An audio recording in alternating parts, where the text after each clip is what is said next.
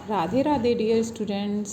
आज आपको मैं क्लास 9 का concept representation of root 9.3 on number line या representation of root numbers on line बता रही हूँ, जिसमें आपका ये क्वेश्चन मैं सॉल्व करवा रही हूँ।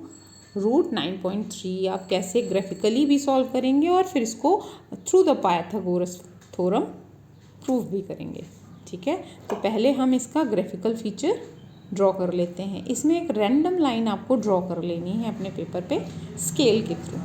ठीक, उस लाइन पर आपको एक दो पॉइंट्स लेने हैं जो 9.3 सेंटीमीटर के होंगे। इसमें जो भी आपको रूट वाले क्वेश्चंस होते हैं जिसको आपको रिप्रेजेंट करना है नंबर लाइन पे, तो जो नंबर दिया गया है उतने नंबर पर आप एक पॉइंट ड्रॉ कर लेते हैं लाइन के ऊपर। ठीक है, जैसे यहाँ पे मैंने बी पॉइंट ड्रॉ किया है जो कि 9.3 सेंटीमीटर का है।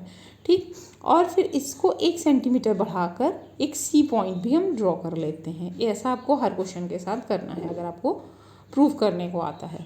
ठीक है, उसके बाद हम क्या करते हैं, सी से हम एक परपेंडिकुलर ड्रॉ कर लेते हैं with the help of compass. ये कॉन्सेप्ट आप क्लास 7th और 8th में पढ़ चुके हैं कि आपको कैसे लाइन को बाइसेक्ट करना है।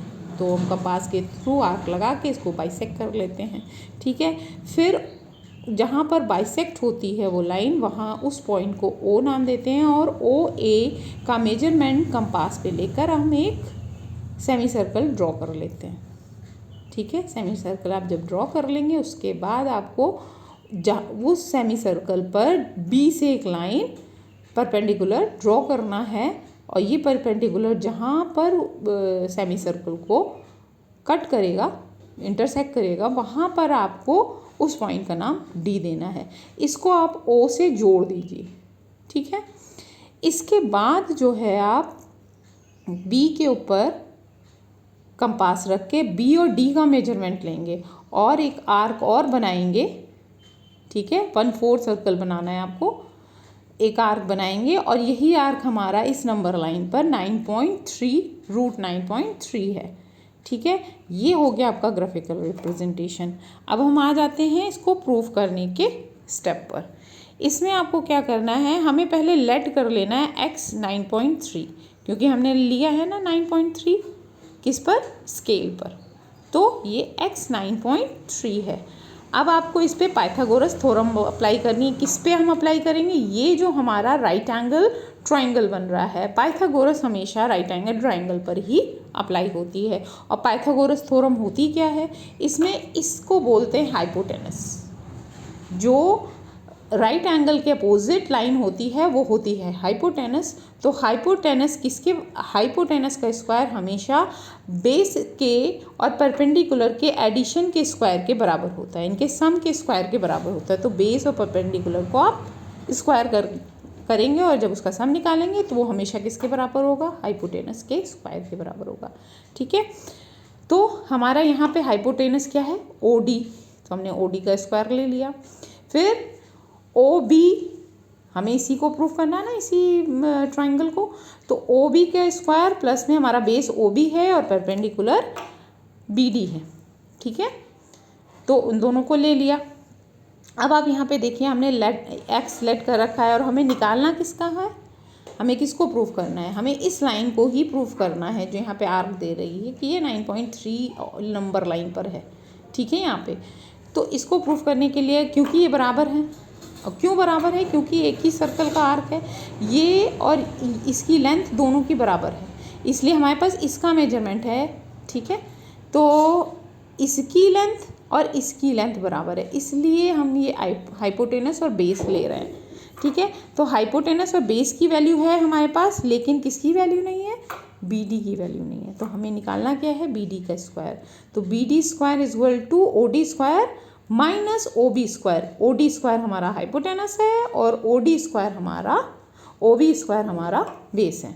ठीक है, तो बी डी, तो हमारे पास हमने क्या लेट किया था, एक्स। ठीक है, हमने लेट किया हुआ था, तो मतलब ये 9.3 पूरा ए बी जो है ये है एक्स। ठीक है, तो हम कैसे इसको रिप्रेजेंट करेंगे, तो हमारा ओ डी किसके बराबर है, ओ सी, मतलब किसके बराबर है, x + 1 के बराबर है ना, x + 1 के बराबर है। ये आप देख सकते हैं x+1 के बराबर है।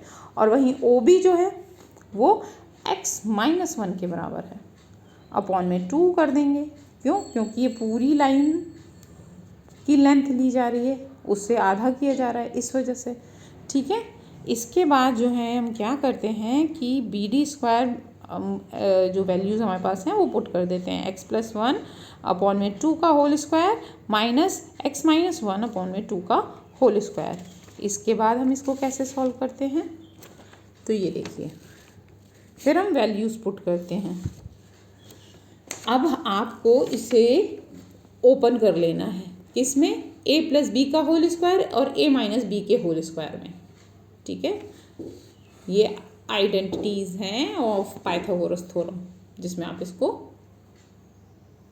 पुट कर सकते हैं। सॉरी, पाइथागोरस थ्योरम की नहीं है, ये आपकी अलजेब्रिक आइडेंटिटीज़ हैं। a+b का होल स्क्वायर और a-b के होल स्क्वायर में हम इसको खोल लेंगे, जिसमें हमें x प्लस में a² प्लस में आप ये जानते हैं a² plus 2ab plus b²। तो a हमारा क्या था? x और b क्या था? 1। ठीक है, और अगर हम 1 को मल्टीप्लाई करेंगे तो हमें यही मिलेगा ना, 2x।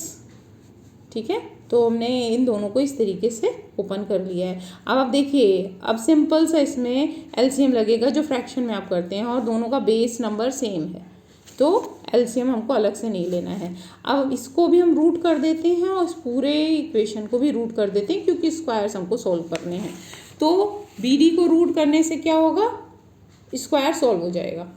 ठीक है, BD को रूट करने से स्क्वायर आपका सॉल्व हो जाएगा।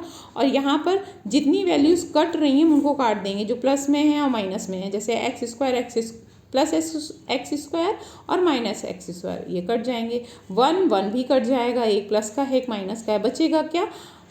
2 + 2 4x अपॉन में 4, तो 4 भी कट जाएंगे और बचेगा क्या? x। और इधर BD का स्क्वायर भी कट चुका है, जैसा कि आप देख रहे हैं। ठीक है, तो BD की वैल्यू क्या आई? √x, और √x की वैल्यू क्या थी?